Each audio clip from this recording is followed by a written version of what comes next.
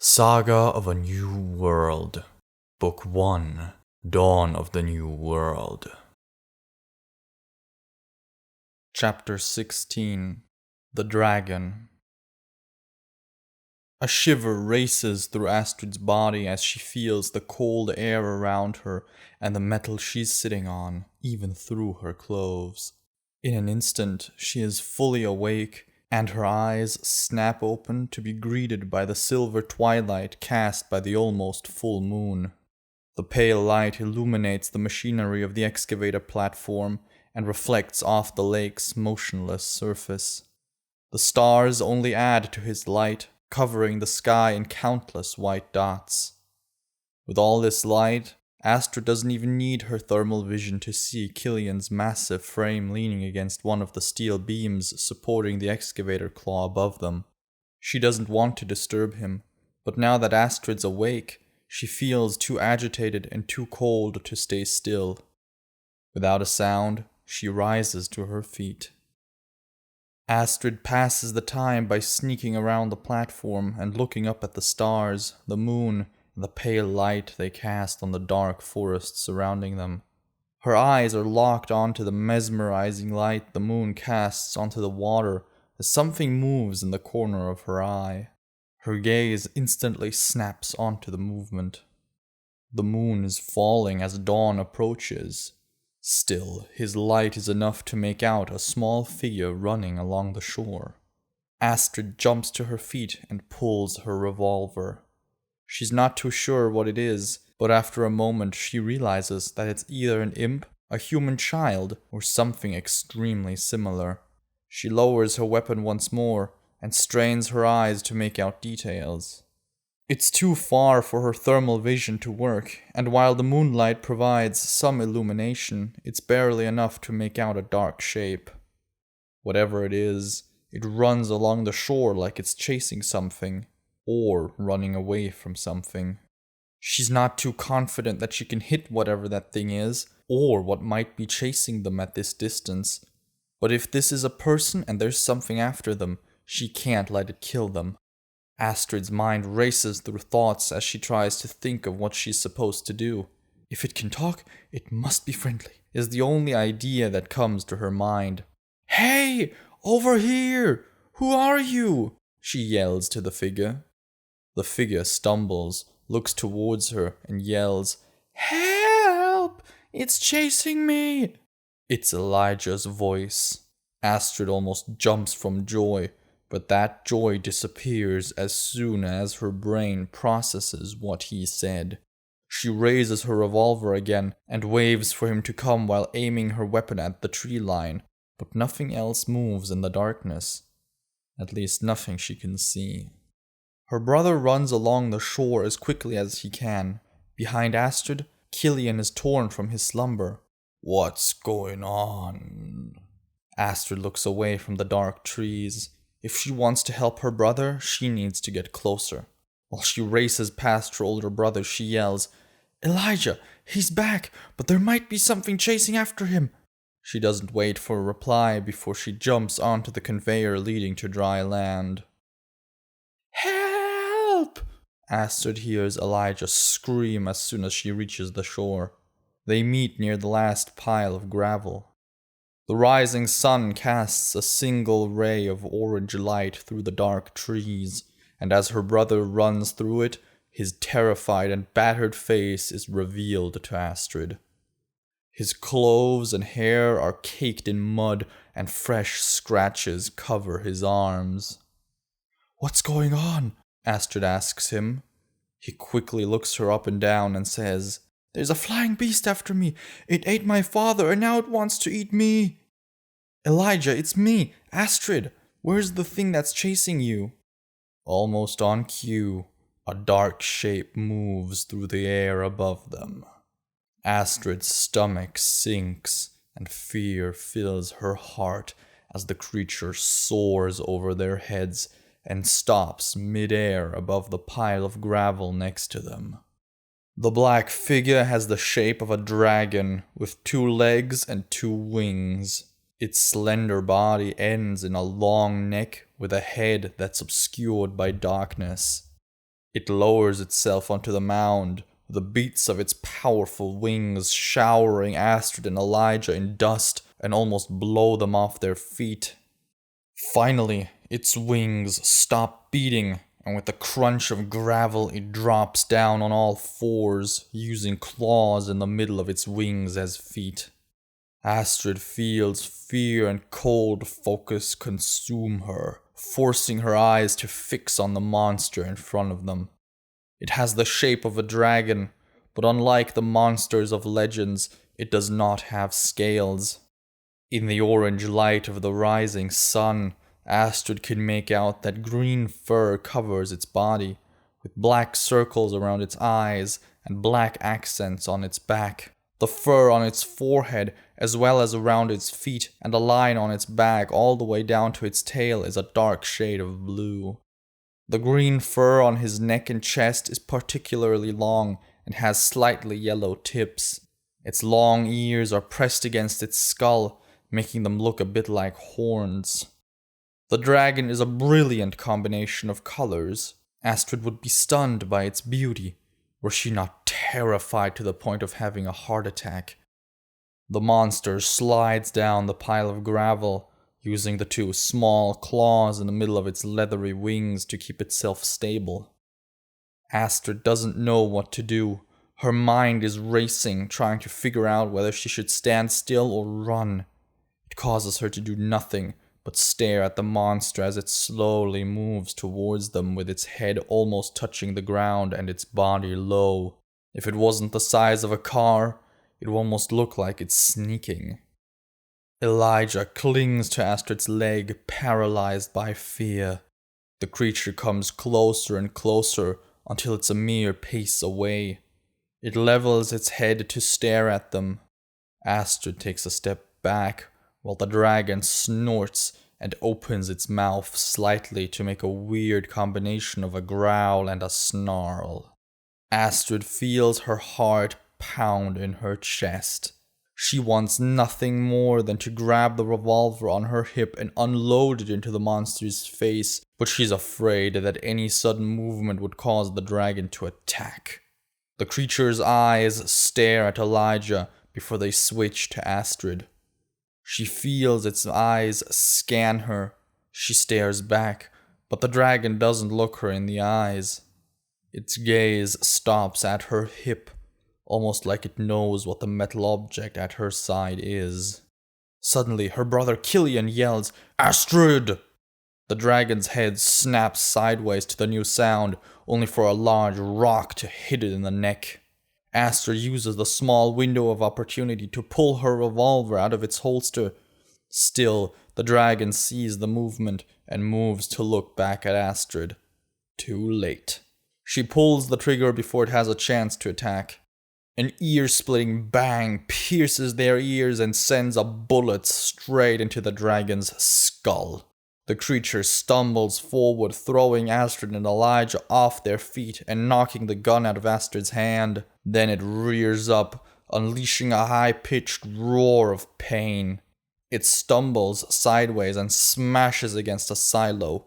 The weak bullet has drilled itself into his skull, but not penetrated deep enough to kill it. Astrid pulls herself and her younger brother back on their feet. She frantically looks around for the revolver to find it lying on the ground a few paces behind her. Before she can grab it, her attention is pulled back to the dragon. The uncontrolled roaring has stopped, and its gaze has turned back to them. A gush of blood flows from the spot the bullet impacted its skull. Before it can lunge, Finn knocks open the door to the small shack he was sleeping in. One hand still on the doorknob and the other holding his rifle, he finds himself almost face to face with the dragon. This time, the monster doesn't wait to deploy its most dangerous weapon. Its mouth opens to reveal a slimy, faintly opal-colored organ underneath its tongue. Golden veins and mist fill its mouth. Finn has less than a second to decide what he will do. Instead of raising his gun, he slams the door back shut, and not a moment too soon. With a roar-like shriek, the dragon unleashes a torrent of yellow energy. It looks almost like a jet of transparent, glowing sand that bathes everything in a golden glow and washes over the shack. As the dragon closes its mouth, the area around the shack is filled with a crackling noise, and millions of tiny golden lightning bolts cover everything and spark through the air. Wherever the yellow energy touches metal, what looks like flames move over the material. It looks a bit like the orange lines that move over paper after it has burned out. It causes the paint to peel off and the steel below to first become rusty, then turn into a fine red dust. The grass around the shack turns black and almost seems to melt like wax as the same orange lines move over it. The metal building groans as the magical mist erodes it like acid. Pieces of metal fall off only to turn into dust before they touch the ground. While the fog destroys everything it touches, it fills the air with a weird, sweet smell, a bit like that of chlorine. With Finn trapped inside the crumbling building, the dragon's head snaps back to Astrid and Elijah. "Run!" Astrid screams. She grabs Elijah with one hand, her gun with the other, and runs as the dragon lunges forward with a furious roar. The two barely manage to take a few steps before the creature soars over their heads. With a fast swing of its tail, it strikes Astrid. She can feel something hitting her from behind. Pain explodes over her back as she is flung forward, and her hands instinctively tense. The revolver fires a bullet straight into the ground, tossing a tiny cloud of dust into the air. Her arms barely manage to stop her face from smacking into the gravel, but the small stones scratch over her skin as the forward momentum from the fall drags her over the ground. Ignoring the pain, she turns to face the horror behind her. A powerful wing beat brings the dragon to a stop mid-air before his feet grab Elijah. The boy screams in terror as the claws close around his waist. He beats the dragon's legs with his fist, but his struggling leaves the huge creature unimpressed. The dragon beats its wings again, lifting him back off the ground. Astrid knows that if she doesn't act now, the dragon will fly away and her brother will be doomed. In a last-ditch attempt to save him, she raises her gun, takes aim at its left leg as quickly as she can, and pulls the trigger. Once more, the creature lets out a roar of pain as the gun fills the air with a bang.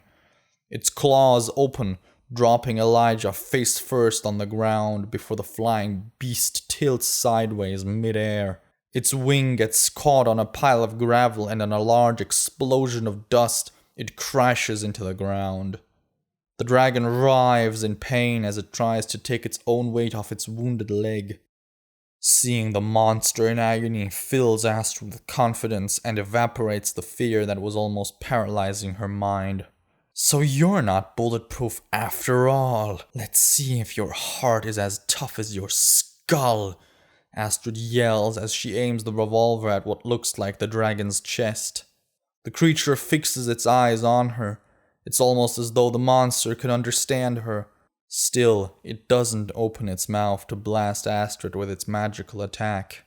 Her lips forming a smile, Astrid pulls the revolver's trigger. She expects another ear-splitting bang to split the air and put the already too familiar ringing in her ear, but all she gets is a quiet. The dragon flinches, but as the piercing pain doesn't come, he opens his eyes again and glares at Astrid. The confidence in Astrid's heart disappears as quickly as it came. Her limbs feel numb as she tries to pull the trigger again, only to be rewarded with another quiet click. The cylinder is empty. Meanwhile, the dragon uses its wings and good leg to pull itself back to its full size. It opens its mouth, barely a crack in what could almost be described as a grin. Then it starts snapping its jaws, and makes a noise like it's choking on something. Golden veins crisscross its wounded leg as it glows with golden energy. Within moments, the bleeding stops. The dragon still doesn't put any weight on its freshly healed leg, but extends its neck to stare down at Astrid. Its jaws once again cracked open in a grin-like expression. The gun slides from Astrid's fingers and falls to the gravel ground with a quiet thud. Her heart feels like it's about to fall out of her chest. With a scream, she grabs her brother like a princess and sprints away. The dragon lets out a triumphant roar, and with a powerful beat of its wings, it catapults itself into the air in pursuit. Astrid runs towards the forest as quickly as she can. Every step is more like a leap, a jump that sends her flying over the ground like a deer. Still, the dragon is faster. With a few swings of its wings, it's back in the air and unleashes a bolt of pure golden energy. The projectile leaves a trail of yellow mist as it soars through the air and past them. With a high-pitched electric it hits the ground in front of them and explodes in a cloud of crackling golden energy. The plants on the ground turn black and fall apart as the air hums with magical power. Astrid barely manages to avoid running straight into the cloud. The magically charged air isn't hot. Still, Astrid can almost feel its power as she passes it. Without slowing, she dodges and continues running towards the safety of the tree line. Right before they enter the canopy, the dragon makes another attempt to grab them. Like one of those massive birds, it swoops down, its legs extended and talons wide open. Astrid sees the incoming shadow at the last possible moment. With incredible reflexes, she hugs her screaming brother to her chest and turns while throwing herself forward so that she would land on her back. While she falls backward, the claws split the air they'd just been in. Astrid slams on her back. The impact and the weight of her brother on her chest knock the wind out of her. Panting, Astrid and Elijah pick themselves up as quickly as they can while the dragon comes out of its dive. Before it could come around for another one, the two siblings run between the trees. The dragon circles above them. The canopy isn't thick enough to hide them from its hawkish eyes, but more than enough to keep the dragon from diving them. Still, the monster is not ready to give up. It circles around and lands right outside the tree line. Astrid looks back only to see the beast unleash his magical breath into the trees. The corrosive energy washes over the plants, causing their leaves to turn black and melt. Young trees bend sideways as they wither and crumble under the arcane assault. The dry leaves on the forest floor disintegrate into ash, while bushes blacken and collapse in on themselves. The bark on the larger trees falls apart, but the massive trunks don't burn as quickly as the smaller plants. The dragon tries to follow deeper, but these larger trees resisted his magical attack and are not damaged enough to give way. He tries to wiggle through them and snaps his jaws in frustration, but the trees are too close together and his wings too large. "What's wrong with that stupid thing? Why won't it leave us alone?" Astrid yells as she runs through the small trees and bushes. Like a scared deer, the elf runs, jumping over fallen trunks and randomly turning. Twigs are too numerous to avoid and whip her in the face as she runs past them. Even small thorns pierce her clothing as she rips through the numerous vines growing on the forest floor. It's painful, but she's too terrified to stop or care. She barely notices how they get further and further away from the dragon until they finally lose it in the undergrowth. It's only when they hear a distant, frustrated roar coming from behind them that Astrid finally stops. She listens for anything that would tell them that the dragon is still following them, but all she can hear is the wind quietly rustling the leaves above them and birds chirping all around. I think we lost it, Astrid whispers. What does it want from us? Her brother asks, way too loud for Astrid's taste. Elijah, shh! We'll talk later. We have to get back to the others before something else finds us. Her brother clenches his teeth as though he's afraid to utter another word, but still whispers, What about Killian? I don't know. Astrid's head is swimming with questions, but as the adrenaline subsides, one in particular forces its way into the forefront of her brain. You said the dragon ate Dad. I didn't see it, but that thing's been chasing us ever since we woke up. It must have eaten him and gotten a taste for human blood. So, just speculation, Astrid thinks. That won't convince or distract me. Astrid looks around.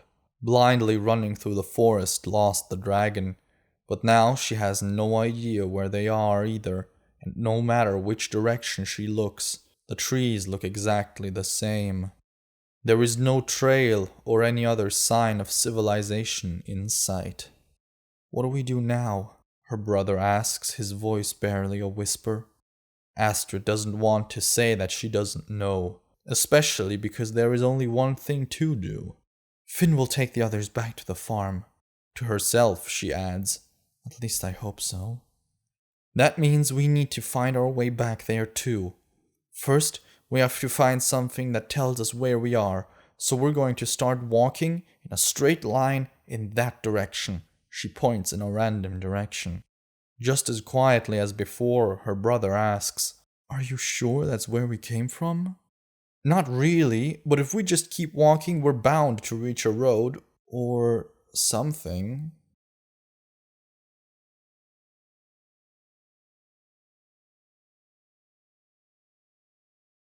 Thank you for listening to this Ember and Sparks production. Click the box on the left to listen to the next chapter or the box on the right to see an overview of all chapters available for this story. Check out the links in the description to listen to this audiobook without interruption. And before you go, don't forget to subscribe and hit the bell icon to never miss a new story. See you soon.